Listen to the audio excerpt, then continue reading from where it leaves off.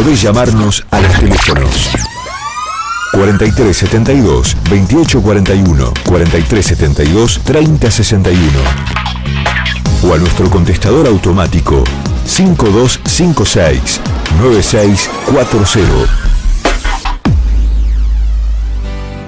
¿Qué es crecer para vos? Tener el auto que siempre soñé. Viajar a conocer el país de mis abuelos. Disfrutar la primera noche en mi propia casa. Abrir las cortinas de mi negocio todas las mañanas. Dormir a mis nietos con un cuento inventado. Para cada uno, crecer es algo distinto. Lo importante es tener quien te acompañe. Banco Ciudad. Te quiere ver crecer. ¿Sabías que tomar antibióticos sin receta es un riesgo para la salud de todos? La automedicación aumenta la resistencia de las bacterias. Por eso, usa antibióticos únicamente si te los receta un médico o un odontólogo. Tómalos siguiendo sus indicaciones y asegúrate de completar el tratamiento. No uses antibióticos que te hayan sobrado ni los compartas con otra persona. Si los usas mal, los antibióticos pueden ser ineficaces cuando realmente lo necesites. Ministerio de Salud. Presidencia de la Nación.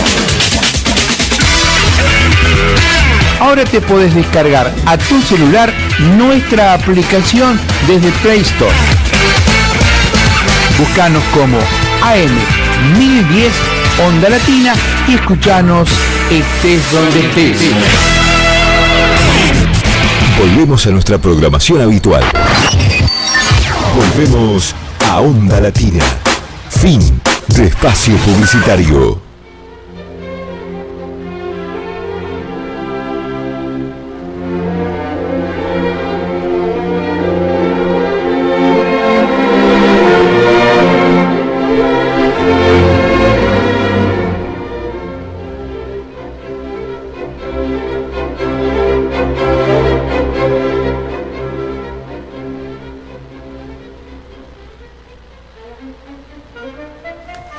Buenas tardes, aquí estamos nuevamente con nuestro programa Una Mirada en el Tiempo.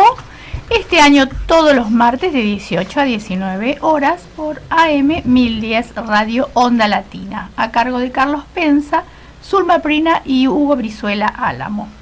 Hoy en la conducción no tenemos a Carlos Pensa. Bueno, acá estamos, tardes. Marta. Buenas tardes, oyentes. ¿Qué tal, Marta? ¿Todo bien?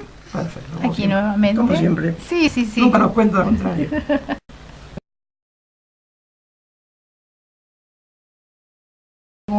Sí, estuvo satisfecho los que nos llamaron, porque hemos dado respuestas concretas a temas ya tratados y cada tanto haremos lo mismo. Claro, sí, eso está bueno. Bueno, si quieren ver y escuchar programas anteriores de Una Mirada en el Tiempo, pueden hacerlo ingresando en hashtag Enciclopedia Radial. Y para llamar aquí a la radio, para preguntar, comentar, lo que quieran, al 43 32 28 40 o al 43 72 30 61. Y vamos a empezar con la efeméride. Empecemos con la efeméride que la gente está esperando. Bueno, se cumplen 100 años de la reforma universitaria. Un siglo. Que comenzó en Córdoba y se propagó por todas las casas de estudio de Latinoamérica. Carlos Sánchez Viamonte fue uno de los líderes en La Plata. En 1918 había 5 universidades públicas, 3 del Estado Nacional, que eran Buenos Aires, Córdoba y La Plata, y 2 provinciales, la de Tucumán y la del Litoral, Santa Fe, que pasarían a ser nacionales luego, en 1920 y 1922 respectivamente. Bueno, la de Córdoba fue fundada en 1613, una de las más antiguas de América. Era en 1918 el caso más extremo de universidad cerrada, elitista y alejada de las corrientes científicas de la época. Los primeros centros surgieron en la UBA, en medicina, en ingeniería y en derecho, en diferentes años, ¿no? Bueno, luego se federaron en la Federación Universitaria de Buenos Aires, que era la FUBA. 2 grandes conflictos estudiantiles precedieron a la reforma universitaria del 18. El movimiento pro reforma universitaria de 1871 y las huelgas de 1903 y 1905, que llevaron a la reforma universitaria de 1906, ambos en la UBA. Bueno, el primero está el reclamo de la autonomía universitaria, la enseñanza gratuita y libre. Y el segundo, la idea de que la universidad debía ser gobernada por todos los profesores con cierta representación estudiantil, así como la autonomía científica y financiera. Bueno, como decíamos, la de Córdoba fue fundada por los en 1613, en tiempos de la colonización española. Y tenía en 1818 unos 1.500 estudiantes. Mantenía todavía características coloniales, racistas, nepotistas, clericales, aún después de su secularización. Bueno, alejada también de las ciencias exactas y naturales. Esto contrastaba con los cambios, ¿no?, que se estaban dando políticos, económicos y sociales. Tampoco, ninguna mujer cursaba en las aulas en esa época. Bueno, decíamos que todo empezó ahí en Córdoba. La huelga cordobesa, apoyada por el gobierno nacional, buscaba terminar con el monopolio de los 15 académicos que manejaban la alta casa de estudios. Y hasta se logró que Irigoyen modificara el régimen de gobierno universitario. Pero la tradicional sociedad cordobesa presionó a los profesores que debían elegir rector y consiguió que este fuera uno de ellos, opuesto a los cambios reclamados. Esa sería la chispa. Así que la asamblea se realizó el 15 de junio y al saber el resultado, los estudiantes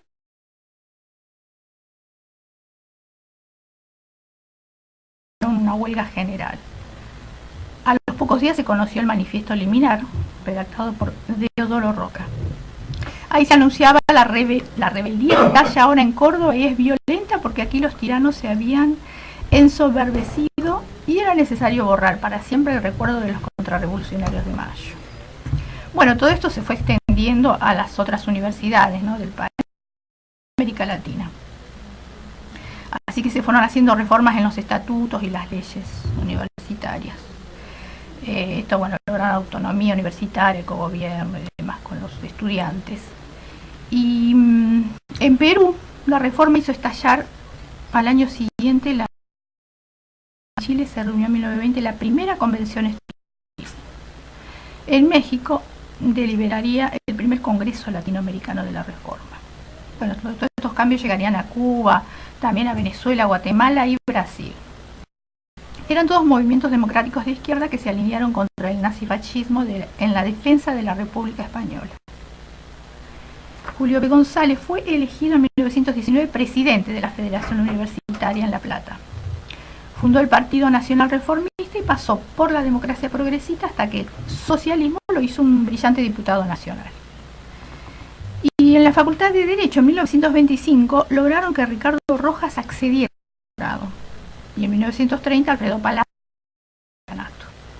Los jóvenes reformistas eran Sánchez Viamonte y Julio B. González, juristas, oradores, polemistas terribles, que provenían de familias patricias. También estaban José Moner Sanz, Florentino Emilio Viagoch y Mariano Caliento.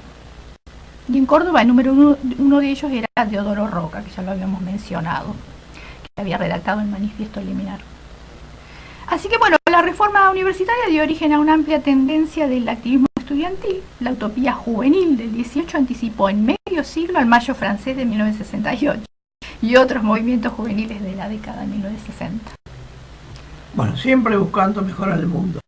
Sí, bueno, siempre sale de las universidades, ¿no? ¿Usted es un poco pesimista o muy realista? Yo soy más inocente o más optimista. Siempre se consigue algo. Sí, sí. De todos modos, hoy tenemos un tema particular muy interesante que a mí me llamó mucho la atención cuando tuve la posibilidad de que encaremos el tema, dado que nosotros tenemos entidades, organizaciones no gubernamentales o asociaciones civiles que manejan temas referentes a la literatura. Pero el que se llamaba anteriormente Pen Club o Pen Club International, porque fue fundado en Londres hace casi 100 años, 1921, esta entidad es muy prestigiosa, fue muy activa y en Argentina hasta hace unos años era una entidad muy importante, Pen Club, hoy llamados Centros Pen. ¿Es importante esta entidad? Sí, mucho tiene un prestigio, tener prestigio como institución no gubernamental. Entidades que se manejan en función de difundir la literatura, el arte, la cultura. defender la difusión de escritores, poetas, periodistas, blogueros, escritores diversos, es muy importante, dado que afortunadamente para el hombre tenemos la palabra como medio de comunicación. Analizando los objetivos del Centro PEN, ahora se llama, queda claro que una de las principales preocupaciones que tiene esta entidad es luchar por la libertad de expresión, por los derechos humanos y por la difusión adecuada de todo lo que sea literario. Porque sin duda, el periodismo, los periodistas escritos, los periodistas que trabajan en las redes temáticas, los blogueros, los escritores de arte, poesía, ensayo, narrativa, son todos difusores de la palabra en algo que es muy importante para la cultura humana. Tan importante que estos días apareció una novedad, que pareciera que el destino o los diarios la mandaron justamente para conversar de esto. Cuando apareció la Internet, hace más de 20 años, aparecieron reacciones que no se iba a leer más, que todo iba a ser por Internet, que todo lo demás.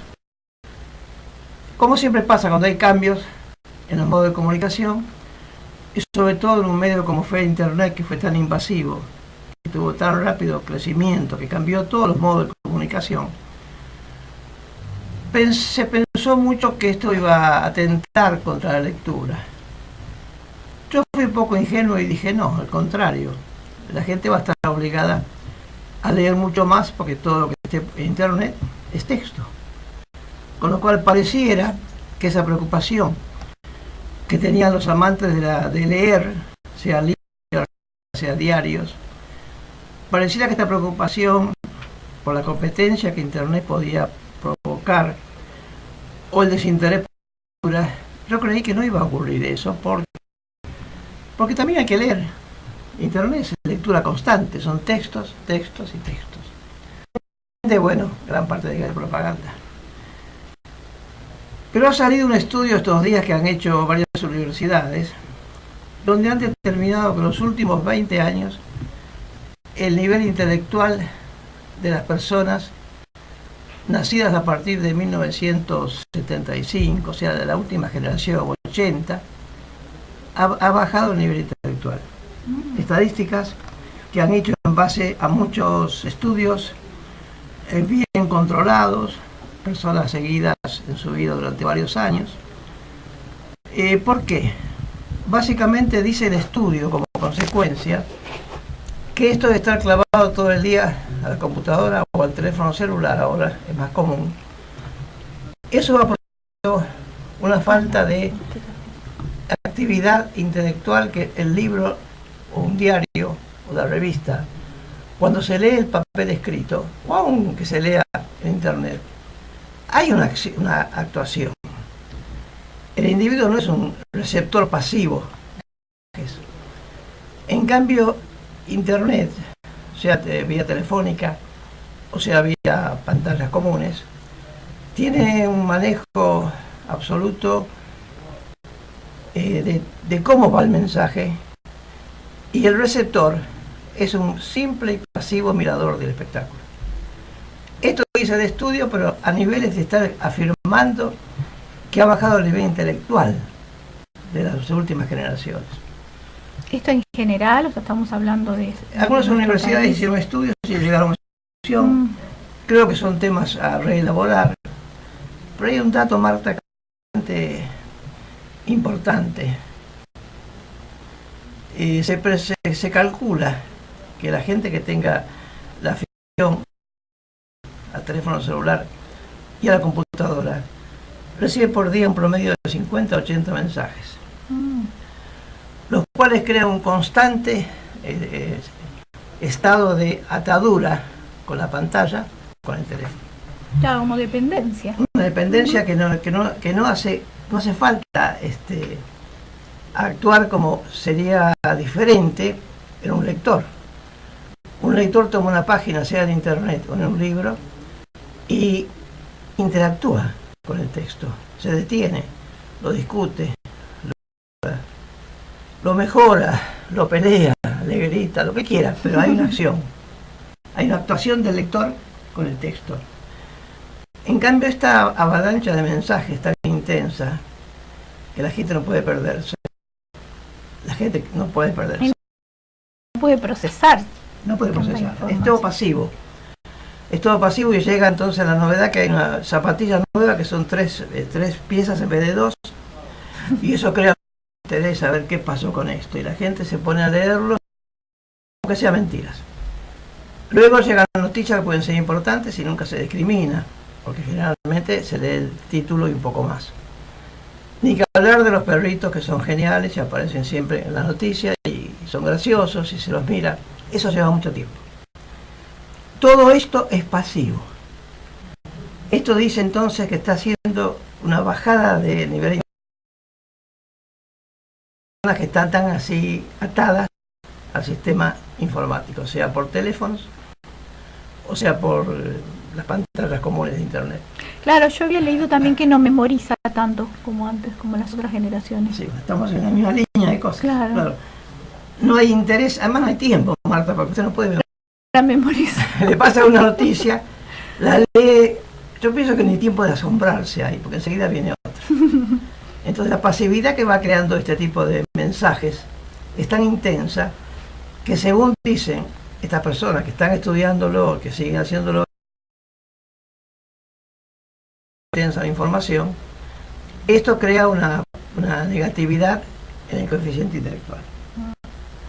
Entonces, hablar del Pen Club o Centros Pen, que son entidades que están buscando hace muchos años, casi 100 años, la difusión de la letra escrita, gran virtud, insisto, del ser humano, esta cosa mágica que tenemos de comunicarnos verbalmente, hace muy interesante que conversemos con una entidad como esta, que en Argentina viene en este momento con intenciones de, no digo refundarse, pero sí revitalizarse, lo cual es muy importante porque es una entidad de mucho peso. Tomando la palabra PEN, vuelvo a mis ingenuidades, pensé en algún momento, hace años, ¿no es cierto?, cuando apareció públicamente mucho más, o yo me interesé más en ese momento por el Pen Club, fundado en Londres, dije PEN es lapicera. Pues no, no es así. Tal vez la intención fue esa, ¿no es cierto? Pero me puse a hacer un juego de palabras y me encontré que en tanto en español, Pen, poema, ensayistas y novelistas. Pen, perfecto. En inglés es lo mismo, porque poet, ensayistas, novel, es también las tres letras dan de Pen el contenido inicial que tuvo el Pen Club, que era poetas, ensayistas y novelistas.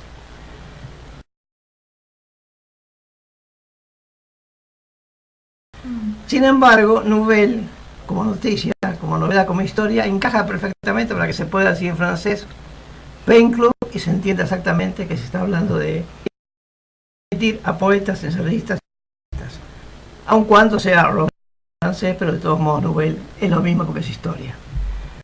Y en portugués es casi exactamente igual que en español. Me llamó la atención la elección de esta palabra, que insisto, en algún momento me llamó la atención. Pensé que era pluma, y no es pluma, aunque sea pluma, finalmente, ¿no es cierto? Pen Club, Centros Pen. Puede, quien lo quiera ver, está en internet, hay mucha información. Es sencillamente con buscar en internet Pen-Centro International Organización, ORG, van a encontrar. Según he visto por ahí, hay 150 centros Pen, más o menos, en países, y sencillamente, para darle un cierre a esto, busqué algunos nombres de los que más conocemos, los pocos informados, los pocos cultos.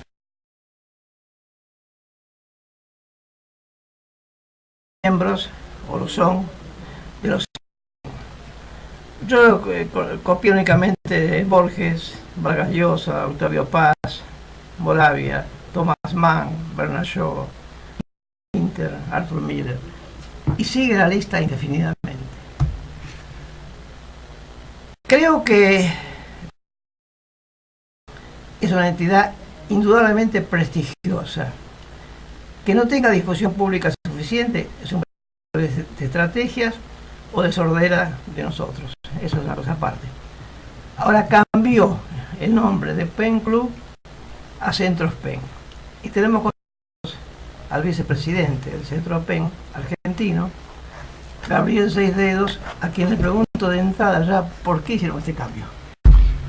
Y después te presentaremos para que te conozca el público. Buenas tardes. El cambio pasa porque en 1933, ya hacia el inicio,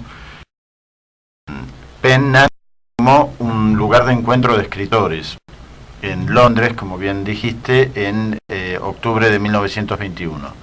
Y la idea,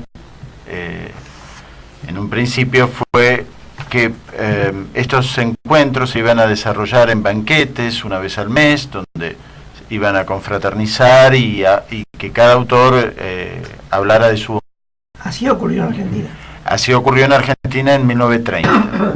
Pero en 1933, con la primera quema de libros de autores judíos en Alemania, el 10 de mayo de 1933, Ernst Toller, que era un poeta, uno de los cuyos libros habían sido quemados, interpela a las autoridades de Pen y les dicen, bueno, muy lindo todo, pero mientras nosotros estamos en los banquetes, se persigue a escritores. A partir de ahí, entre 1933 y 1934, Pen se fue convirtiendo de a poco en lo que es hoy, que es un observatorio, un organismo también que lucha por los derechos humanos en todo el mundo. Y en estos momentos, por ejemplo, hay una fuerte campaña para salvar la vida de escritores que han sido condenados a muerte en países donde hay un islamismo fundamentalista. El año pasado Pen consiguió que se levantara la condena de muerte en un estado de la India y después en Pakistán, de dos poetas de ese origen, pakistaní e indio.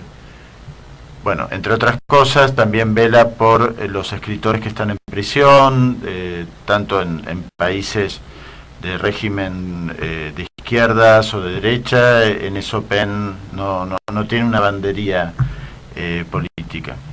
Recién mencionaste a Arthur Miller como uno de los miembros de Pen. Fue algo más que un miembro de Pen, fue un presidente de Pen internacional. Jules Romain también, que era un escritor francés en los años 40, que ellos se destacaron activamente por salvar la vida de escritores, en el caso de Miller, autores africanos, y en el caso de Jules Romain, durante la ocupación nazi en Europa. Yo creo que es muy importante la posibilidad o la función que Centros. Ahora bien, ¿cómo hacemos para que tenga un conocimiento público la entidad? O sea, en el ambiente artístico todo el mundo conoce qué es Pen Club. Centros Pen Club es la historia. El pasado, el nombre es ahora reciente. ¿Cuánto hace? Bueno, desde 1970 se empezó a trabajar con la idea, pero ¿hay algún motivo especial para cambiar un nombre? Sí, sí, porque el club o el club remitía a algo elitista. Pensá que tanto en Inglaterra como en Argentina, en 1930 fue fundado por Manuel Gálvez, entre otros escritores. Sí. Era gente que pertenecía a la más recalcitrante del país, en el caso de Argentina. Por ejemplo, en 1936, para que uno entienda la importancia del Pen Club en ese momento en la Argentina, que se llamaba, no era, nosotros somos Centro Pen Argentina. Así es. Ellos Pen Club Buenos Aires. Eso ya también marca una diferencia. No, yo recuerdo, permitidme, que efectivamente en aquellas épocas en el cual funcionaba era un grupo elitista y cerrado, ¿cierto? Entonces la lucha que había entre los ambientes literarios era ver si conseguíamos que nos invitaran a una cena. Claro. O sea, y digo esto críticamente. Sí. Porque de poco valor era. Entonces el grupo se cerraba haciendo reuniones periódicamente, se daban diplomas, se daban medallas, salían noticias en los diarios a propósito, pero era nada más que esto. Sí. No recuerdo una actividad, qué sé yo, difusión de libros, conferencias, feria de libros, no sé cuántas cosas es posible hacer con la literatura, ¿no es cierto? Sí. Esa idea que también has mencionado de un elitismo cerrado y además que se fue muriendo, porque toda esa gente de tanto comer se engordó, se enfermó y se murió. Sí. No quedó nadie, desapareció. Lamentablemente, porque los que conocemos el Pen Club Internacional, sabemos que es una entidad muy importante como tal. Ahora, ¿por qué acá se fumó? Bueno, a ver, justamente te la parte de por qué se llega a Centro Pen. A nivel internacional, en 1970, como dije, hubo un cambio, ¿no? Un mayor compromiso en el tema de derechos humanos, y vieron que el club remitía a algo elitista. Entonces, costó en algunos países, en Argentina,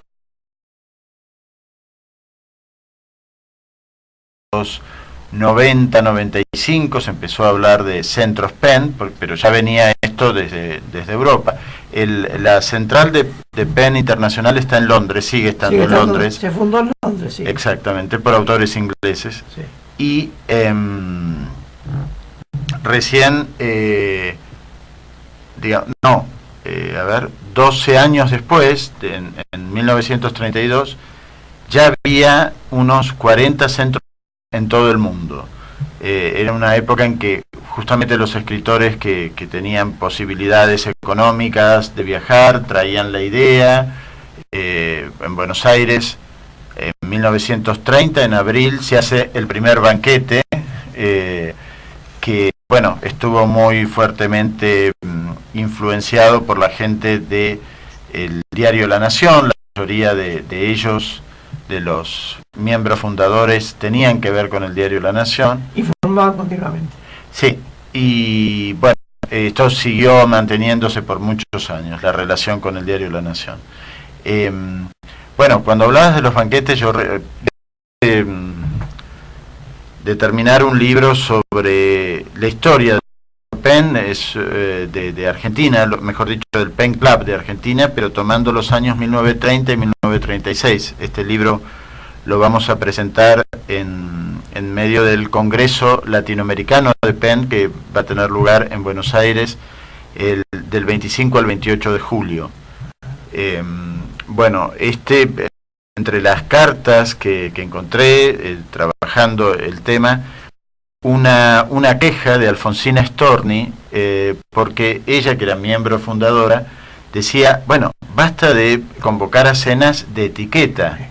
Entonces hay una foto muy interesante en que están todos los señores de smoking, todas las señoras de largo, menos ella, pero ella es el centro de la foto por quien era Alfonsina Storni.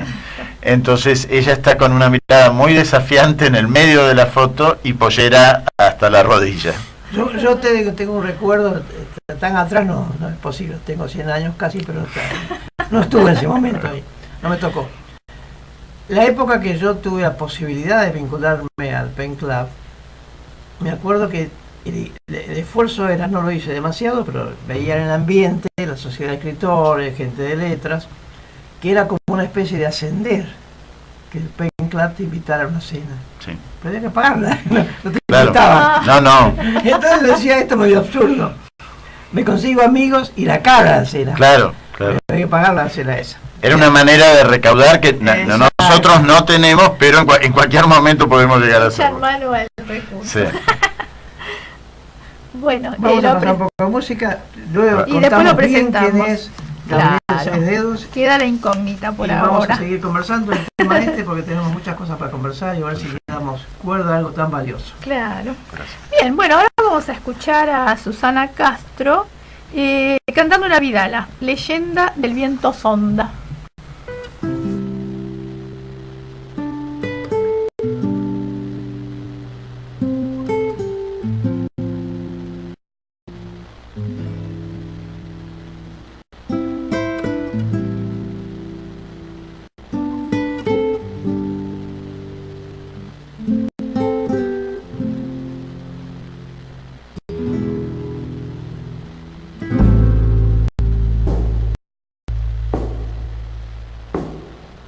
Sonda y Villicún, hoy piedra,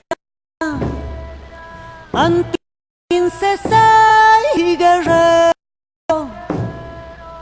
que con su amor desafiaron el fuego sagrado del sol, convertidos en vicuñas, huyeron montaña adentro, fueron palomas y nubes, ellos solos con su amor. Las vírgenes son del sol, las vírgenes son del sol, bellas diosas intocables, alimentan la fantasía del Dios. Guardianes, guerreros del sol, dieron caza a los amantes y en cóndores embravecidos asestaron el terrible desgarrón. Pachamama prodigiosa, en piedra los convirtió. Se miran y nos tocan, el río separó su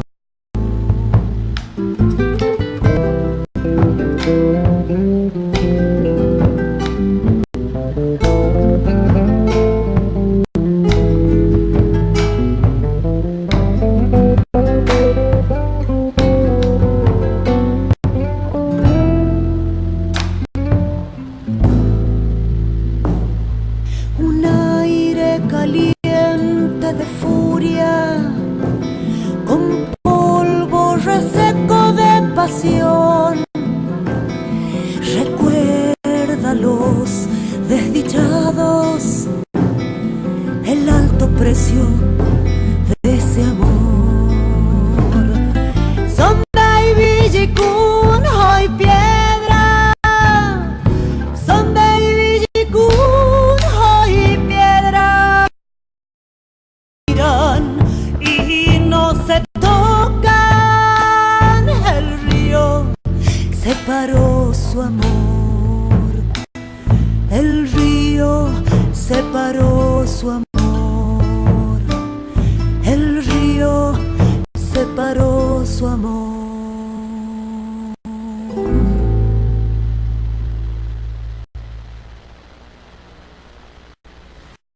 Bueno, si quieren ver programas anteriores de Una Mirada en el Tiempo, pueden hacerlo ingresando en hashtag Enciclopedia Radial. Bueno, como decíamos, esto es Una Mirada en el Tiempo, que va todos los martes de 8 a 19 a cargo de Carlos Penza, Zulma Prina y Hugo Brizuela Álamo. Aquí en la radio nos pueden llamar al 4372 2841 o al 4372 3061. Hoy contamos con un invitado que nos va a hablar del Pen Club, y se trata de Gabriel Seis Dedos, que es autor y escritor, autor de El honor de Dios sobre la masacre de una comunidad religiosa durante la dictadura militar argentina, y de Hasta los oídos de Dios, que relata la crónica del movimiento de sacerdotes para el tercer mundo. Colabora con organismos de derechos humanos y de diálogo interreligioso, y desde el año 2004 trabaja en el gobierno de la Ciudad Autónoma de Buenos Aires, donde se desempeñó en las áreas de derechos humanos, cultos, museos, y en la actualidad en el área de investigación de la Dirección General Patrimonio e Instituto Histórico. Bueno, bienvenido, Gabriel Seis Dedos. Muchas gracias. Aclaremos que Gabriel Seis Dedos es vicepresidente del PEN argentino, que preside en este momento Luisa Valenzuela, claro. Una escritora, por supuesto, muy conocida. Conversábamos sobre el tema este. A mí me interesa mucho que las instituciones que tienen específicamente, digo a mí me interesa, hablo en primera persona porque estoy hablando, pero de todos modos creo que es un interés de mucha gente. Instituciones que tienen fines culturales desinteresados, dejando de lado alguna ventaja que pueda tener algún militante de los grupos o cosas por el estilo en general, son entidades que se hacen con fines altruistas, desinteresados económicamente, mucho esfuerzo y poco bolsillo, sin ninguna duda, lo cual se asume desde el inicio y está muy bien. Pero, mirando qué pasa en Argentina, noto que entidades importantes como Sociedad Argentina de Escritores, Gente de Letras y el Centro PEN o PEN Club no tienen una presencia pública suficiente, lo cual me parece una injusticia, porque los escritores podrían conectarse con otros países sin ninguna duda. Con países vecinos es una obligación conectar con escritores porque están cerca, y además es sabido, y esto sí lo usan algunas entidades, no en beneficio del arte, de la cultura, que el Estado colabora pagando pasajes y hoteles si efectivamente la entidad hace una labor interesante de comunicación. Estoy tirando un poco, Gabriel Seis Dedos, una queja a las entidades, pretendiendo darle a esto otro contenido. ¿Podremos hacer algo al respecto? Públicamente se consulte el tema cuando hay un problema que interesa a la cultura, estas entidades. La SADE es una Sociedad Argentina de Escritores, es una entidad prestigiosa, absolutamente paralizada. Nunca se la consulta ni siquiera para cosas elementales. Bueno, acá estamos poniendo a la vista el libro que nos ha traído Gabriel Seis Dedos, que es una maravilla, el contenido y desde la tapa.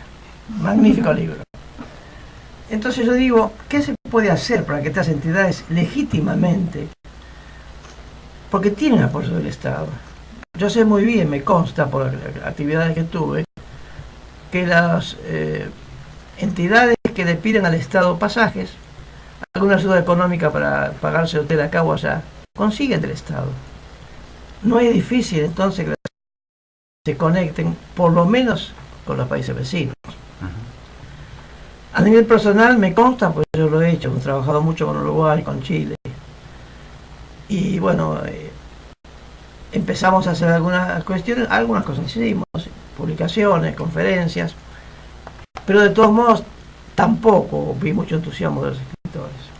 O sea, no era una cosa que o manejaba uno o no se manejaba. No hay un entusiasmo para que la entidad tenga presencia institucional. Hablo de PEN Club o Centros PEN. Hablo de Gente de Letras, una entidad muy importante, muy laboriosa. Sociedad Argentina de Escritores, muy prestigiosa. Y sin embargo jamás son consultadas ni para la cosa más elemental. Esto me preocupa. Sí, esto es algo que nos tenemos que ganar nosotros. Es cierto que per se una entidad histórica como la Sociedad Argentina de Escritores, que fue fundada en 1928, 2 años antes que el PEN de Argentina, puede sentarse, pero con las autoridades, pero no son mayormente convocadas. Nosotros hemos tenido muy buena recepción con el gobierno de la ciudad, con la gente de cultura del gobierno de la ciudad. De hecho, estamos haciendo este congreso que el 18 de julio, el Congreso Latinoamericano, o sea que justamente lo que vos decís, ¿no? Viene gente de toda Latinoamérica, representantes de toda Latinoamérica. Después hay que ir. Después hay que ir. Sí. O sea, el Congreso está perfecto, es interesante.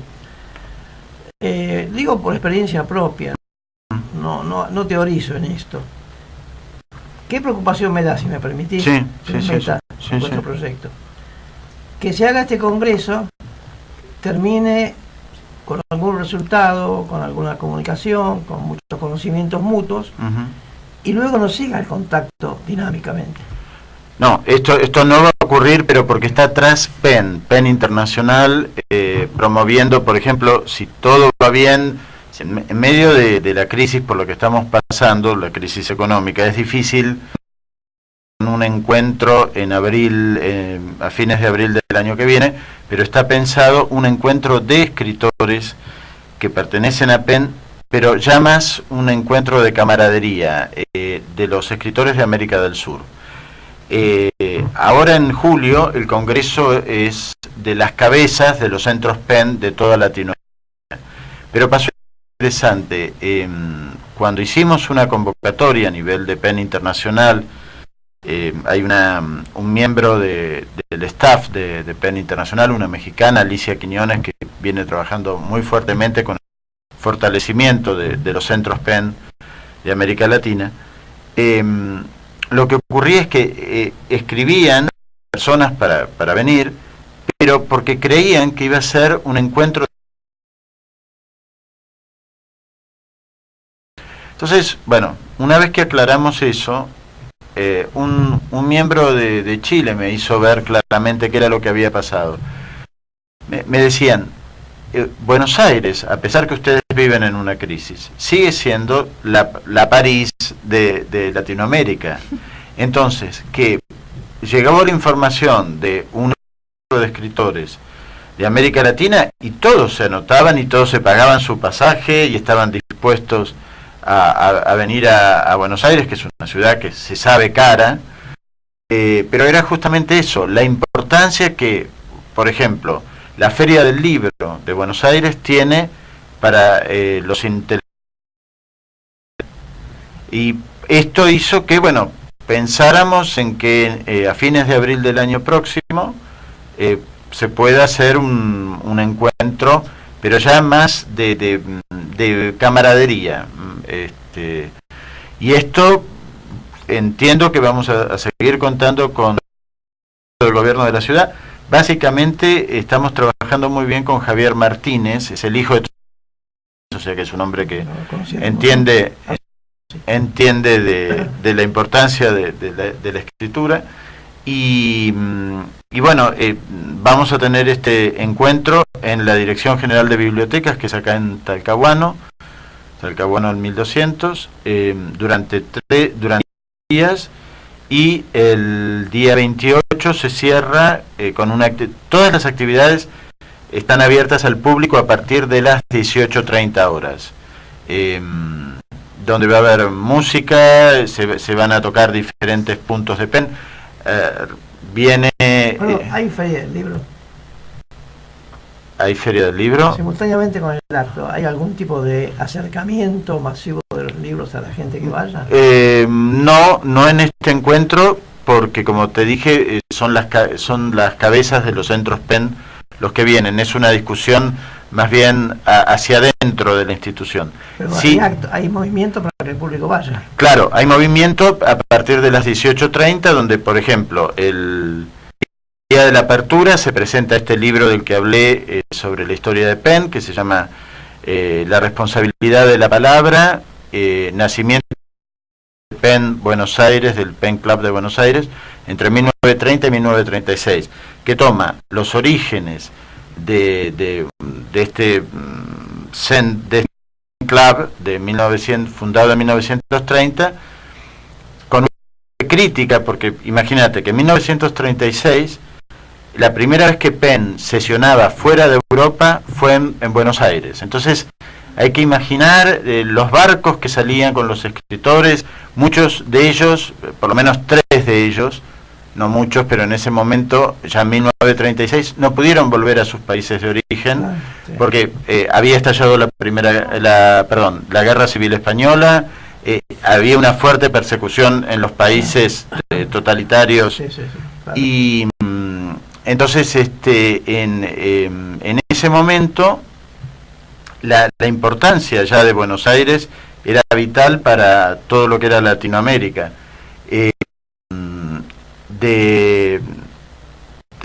para que veamos cuán derechosos eran las cabezas del Pen Club de Buenos Aires, o de Buenos Aires en ese momento. Se impidió que la comisión, la misma comisión PEN Buenos Aires, impidió el contacto con los presos políticos. En ese momento el presidente era Juan B. Justo, que beneficiado con el golpe de Estado de Uriburu, y el presidente del Pen Club de Buenos Aires, de ese que era Federico Ibarguren, escritor muy conocido, pero había sido el interventor civil del golpe de Estado en Córdoba y responsable de la represión a disidentes políticos en ese momento. Entonces, Victorio Campo, por ejemplo, Mallea, Eduardo Mallea, María Rosa Oliver, que estaban en el Pen Club, ante esta prohibición que el PEN Internacional accediera a entrevistar a presos políticos, terminaron renunciando y quedó esta pátina de señoras gordas que vos lo dijiste bien, cuando no eran banquetes eran tomar el té y ya te digo, para entrar a PEN tenías que pertenecer a una determinada clase social. Hace pocos días lo propuse, mandé una nota, me pidieron una opinión a la Sociedad Argentina de Escritores y mandé un proyecto para entregar al jefe de gobierno porque visitaba la SADE, Sociedad Argentina de Escritores. Entonces se suponía que iba Horacio Rodríguez Larreta, se encontraban con escritores y le planteaban cuestión. Yo les dije, les mandé un proyecto tal como el tranvía. Dije, hagamos en las plazas de Buenos Aires puestos como han hecho para recolectar reciclables, para la salud y para todo ese tipo de cosas, que tiene montones de kioscos, sí. El gobierno de la ciudad. Propósito. Probemos con 6 puestos de esos en plazas diferentes, manejados por la Sociedad Argentina de Escritores, para vender libros de socios. Sí. Me dijeron si quería ir a defender. Digo, vamos a hablar con Rodríguez Larreta concretamente, defender ideas que son buenos y son buenos, no sirve. Ir a argumentar la calidad de la literatura a esta altura del mundo, que pierde el tiempo. Sí, sí, sí. Ya que va el jefe de gobierno, planteen cosas concretas. No sé qué ocurrió, pero vengo diciendo esto, voy a abrir el 6 de décadas. Algo elemental como decir que las entidades dedicadas a la literatura, a la difusión de la palabra, tengan lugares en las plazas para vender, como venden otros montones de cosas, manejadas por escritores. Eso no debería ser parte de todo este tipo de congresos, necesariamente que aparezcan los libros. Es una idea, yo diría que fueron al puerto equivocado.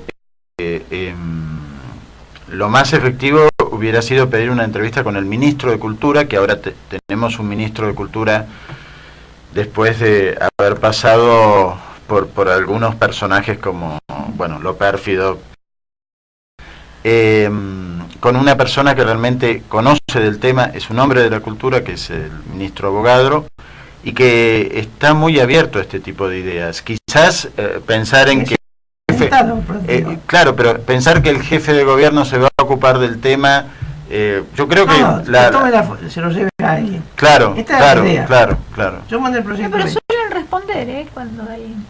Sí, cuando hay preguntas, sí, no, pero por lo menos para después avanzar. Marte, hace más o menos 20 años, cuando estaba en la SADE todavía o más, que vengo diciendo algo elemental, es que las sociedades de escritores, las que promueven la literatura, a lugares públicos donde vendan libros, y se vende cualquier cosa en las plazas. Claro, que sea más visible, ¿no? Porque si no exactamente, es la palabra perfecta, que sea visible. Claro. Porque antes del Pen Club hacía almuerzos o cenas que no eran nada baratos, ¿no es cierto? Pero era el... Sí, no. Claro. Llegar no era fácil, pero aparte hay que pagarlos. Pero de todos modos no pasaba de eso. todo eso es pasado, ya vamos a para el futuro.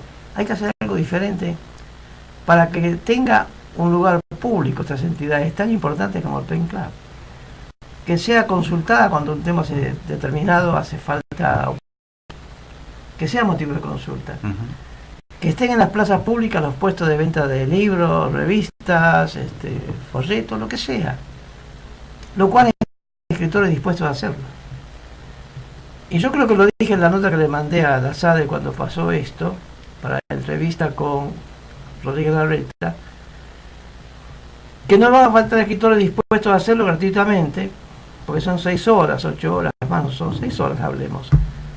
Con la condición de que ese día no se vende el libro de ese escritor, se vende el de otros. Una cosa sencilla, porque si ponemos al escritor Pérez, va a vender su libro, o por lo menos lo va a intentar. No he conseguido en muchas décadas que sea considerado siquiera. Claro. Y me estás diciendo algo, Gabriel 6 dedos, que me preocupa. Se reúnen escritores de todo el mundo y no hay libros. No, pero o sea, se reúnen las cabezas de los centros PEN. Vienen a deliberar, por eso, hacia adentro, temas institucionales. El año que viene, por eso te decía, en abril, ahí sí va a haber libros que vienen en calidad de escritores. Acá venimos, el encuentro tiene que ver con entidades. Claro, está bien.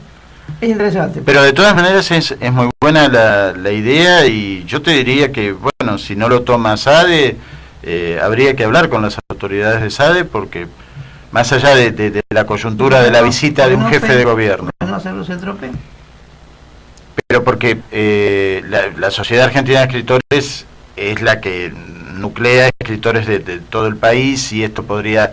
Sí, que PEN puede acompañar, perfectamente puede acompañar, pero me parece que es un reclamo de la Sociedad Argentina de Escritores. Bueno, si no lo hace, yo se la mandé, tengo el elemento, tengo la copia. Si no lo hacen, digamos, se le cae. Sí, por supuesto. Se le cae. Por supuesto. Y ni que hablar que lo estoy planteando hace 30 años. Ah, bueno, está bien. Lleva un tiempo... Puede jubilarse la idea. Sí. Bueno, entonces tenemos 2 congresos del PEN. Eso, Este es de autoridades. Este es de autoridades. En el año 2014, diría fines del 2013, John Ralston Saul, que fue el presidente anterior a la actual presidenta, la presidenta del PEN Internacional, es una escritora norteamericana muy comprometida con el tema de derechos humanos y muy buena escritora, Jennifer Clements. De ella está John Ralston Saul, que es un sociólogo, un pensador canadiense, y el hombre vino a justamente levantar esos centros PEN que estaban prácticamente con una actividad mínima cuando la tenían, y tanto en Chile, que lo pusieron a la cabeza a Antonio Escármeta, el autor de Ardiente Paciencia, que después fue El Cartero, El Postino, como en Argentina, que eligieron a Luisa Valenzuela, que es una escritora mucho más conocida quizás a nivel mundial, porque cuando entras en la Internacional de PEN, entre los personajes célebres figura Luisa, una mujer muy estudiada en el exterior, y esto hizo que se renovara el Centro PEN. Fue gracioso cuando decidimos, bueno, a ver, vamos a llamar a elecciones, vamos a asociarnos a PEN, vamos a llamar a elecciones. La conducción anterior nos exigía que hubiera por lo menos 18 miembros para formar una comisión directiva. Y vimos el padrón de ellos, eran 8.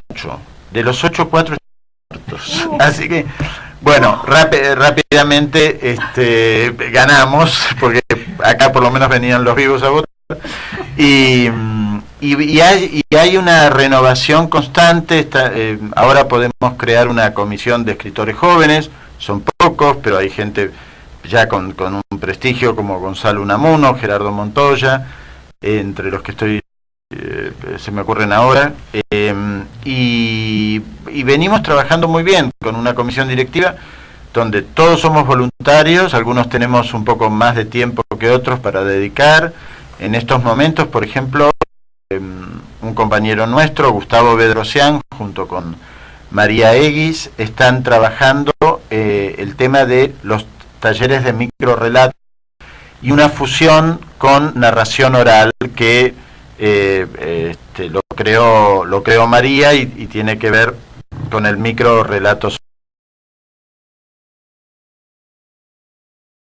con temas sociales, enseñando en cárceles, en institutos de menores, en escuelas de barrios carenciados, y ahora con la creación de un comité de lenguas originarias, porque en los últimos 5 años desaparecieron 3 lenguas del país, de las 19 lenguas que había.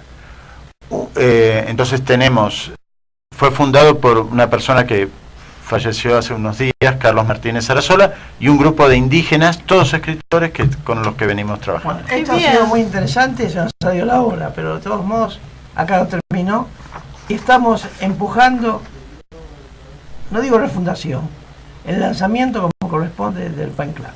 Muchas gracias. Oye, bueno, que agradecemos entonces a nuestro invitado de hoy, Gabriel Seisdedos, y nos despedimos. Nos hemos ido ya, porque el tema es muy interesante y posiblemente repitamos alguna reunión. Claro más que completa. sí, para ahondar más. Muchas gracias, bueno, Gabriel Seisdedos. Gracias, un placer. Y bueno, nosotros volvemos el martes, como siempre de 18 a 19. Esto fue Una Mirada en el Tiempo por AM 1010 Radio Onda Latina. Y quédense a escuchar Generación en Radio.